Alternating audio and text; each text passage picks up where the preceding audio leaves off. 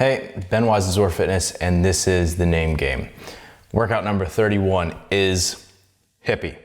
It's a 15-minute AMRAP, 20 GHD sit-ups, 50-foot handstand walk, which is going to be broken into two 25-foot sections, and then an ascending amount of rope climbs, each to 15 feet.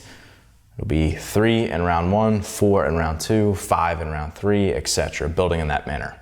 So let's get into movement standards. The GHD sit-up is going to be from the top of the pad to the floor, or whatever you place on the floor. It needs to be 40 inches for males, 37 inches for females. So like I alluded to, if you need to adjust it where it's 42 inches to the floor, put a 2-inch pad down if you're a guy, put a 5-inch pad down if you're a female, make it work, get it close, right? It doesn't have to be perfect because it's not, something that we're gonna be standardizing for now. Like, I'm not CrossFit, but at the same time, it's important that you can get this down for, likely we probably won't see this in the open, certainly for quarterfinals. This is gonna be super relevant. So that's the GHD sit-up. You have to touch the pad before you start the foot pad before you start your first rep, and then touch the floor with both hands behind your head on every rep, right? So it's perfectly fine if you kind of go out the side a little bit. The standards weren't super clear in quarterfinals, but you certainly don't want to go just straight out to the sides. You need to go over your head with your hands. So that is the handstand walk. Second thing, that's the GHD sit-up. For the handstand walk, for each of the 25-foot sections, you're gonna cone off a 5-foot increment. If you fail during a 5-foot increment, you need to back up before that 5-foot increment and kick up to restart, just like the open. Also, you need to have your hands, both hands and both fingertips, no part of your hand can touch the line when you kick up. So both hands need to be, so if this is a line right here, I need to kick up both behind and then start walking. And then obviously both of my hands must cross the line, and no part of my hand can touch the line as I actually finish the handstand walk again, or I have to move back. So both hands have to touch over the line before any of my feet touch the line. If you cannot handstand walk, our scale here, if you can handstand walk consistently at least, 10, 15 feet at a shot, certainly do the handstand walk and kind of fail your way through it as much as you possibly can. But if you're someone who is just not, that's not really in your repertoire yet, we're gonna be doing wall walks instead of handstand walks, 3 for each 25-foot section. So it'll be 6 per round. So again, 6 total wall walks. Use the open standard for that. So again, measuring from your shoulder, measuring, I think it was 10 inches from the wall. Go look that up, but making sure that you're actually holding yourself to that standard. For the rope climb, if you have a 15-foot rope, it's pretty simple. You jump up, you make sure you touch one hand above that line, and then you can come back down. If you only have a 12-foot rope, for example, just because you don't have the ceiling height, do not jump when you start your rope climb, right? So just stand there, put arms up over your head, and then begin. And that way it kind of mitigates a little bit of an advantage. It's still not gonna be 1-to-1, but it'll be pretty close. So the setup of this workout, it's a little bit different just because you got some implements that you're probably not able to move around. Like a barbell, you can move around really easily. Your rope, your GHD, you could probably move them around, but realistically, they're gonna be out where they're at. So those two are sort of there. Just set up your handstand walk in an area that makes sense so that you can move between those two fairly easily.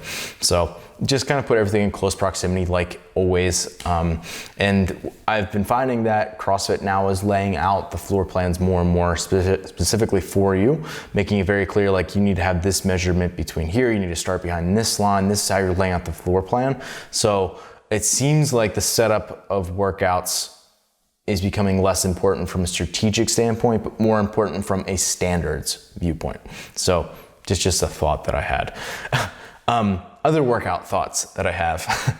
Number one, obviously this is a hip dominant workout, right? It's kind of reminiscent of quarterfinals event 2, which had pistols, GHD sit-ups, and rope climbs, really high volumes, sort of it was rounds for time, but it was almost like a chipper because the rounds were so big initially, starting at 60 GHD sit-ups, 6 rope climbs, and then 60 pistols. So obviously here we got a little bit more midline component and maybe a little bit less of just quad input, which could be good or bad. Again, the big thing here is going to be knowing how you're gonna feel going from doing a bunch of GHD sit-ups to handstand walking, where obviously like your core could be quite fatigued from doing that, and be able to hand balance while doing that. And then moving from that also into rope climbs, which luckily your upper body in terms of pulling and grip should be pretty good, like shouldn't be too burnt out. But the actual getting the knees up was such a challenge in quarterfinals event 2, and I think it's gonna be something very similar to this workout here, where the hard thing is gonna be getting that compression, that sort of knees to elbows type position for the rope climb itself. So yeah, obviously it's a hip dominant workout. I think people need to think about what their limiter is in this workout specifically. So is it going to be just the GHD volume that slows you down and doesn't really allow you to go up against what you would normally consider your capacity in a workout like this? Is it gonna be your handstand walk skill or your wall walk kind of shoulder fatigue that's playing a bigger role? Or is it gonna be the rope climbs in the latter round? So obviously the rope climbs, initially 3 probably isn't a ton of rope climbs for most people. 4, still not a ton of rope climbs. So when we're getting to 6, 7, 8, 9, if you're getting through a bunch of rounds of this workout, that's a lot of rope climbs back to back. So if you're someone who's having a hard time getting your knees up, what that does is it slows you down in those reps, and it makes the time under tension in terms of the grip, in terms of like your biceps, in terms of your lats, so much more, makes the time under tension more, so it makes you have to hold on to that rope for a long period of time. You're more likely to burn out your upper body as a result of your lower body being fatigued. So if you're someone who has pretty good GHD capacity, you have pretty good handstand walk ability or wall walk ability, it's gonna come down to maybe in the second half of this workout, what is your ability to be able to do rope climbs under that specific kind of fatigue. So it's interesting. The further you get deeper in this workout, the more rope climb volume there is relative to GHD or handstand walking or wall walking. So that being said, you have plenty of time in this workout. It's a 15-minute workout. You can certainly use rounds 1 and 2 as sort of a feeler to get your pace established. How are my different muscle groups gonna actually hold up under this workout, and then start to be able to build on that and start to pick up your pace, take bigger chunks of like maybe GHDs. Maybe you were doing 7, 7, 6 before, now you're doing 10 and 10, and then in the second half of the workout, you go to just doing 20 unbroken if you still feel good, that sort of thing. And then certainly maybe you could decrease the amount of, or even you could probably keep this consistent, the amount of rest you're taking between individual rope climbs. So besides that, I think efficiency is going to be really big in this workout. And I mean that in just the general sense of like in every movement, you want to be as efficient as possible, because it's not a super capacity based workout. Like this isn't rowing and wall balls where you just have to hurt really bad. This is more of a skill-based workout where yes, you're going to be breathing hard because it's a Metcon, it's a test, like you're going to be doing that. But these are all a little bit more refined skills that you need to be a little bit more diligent in how you actually go about attacking them. So make sure to move with efficiency and using as much of your hand motion as you can in your GHD sit-ups and getting your setup right, so it's minimizing your hip input. Make sure that you're consistent with how you're kicking up in your handstand walk and how you're waiting to get to the tipping point before you start to move your hands. And the way that you kick up, or in the places that you put your hands for the wall walks, for example.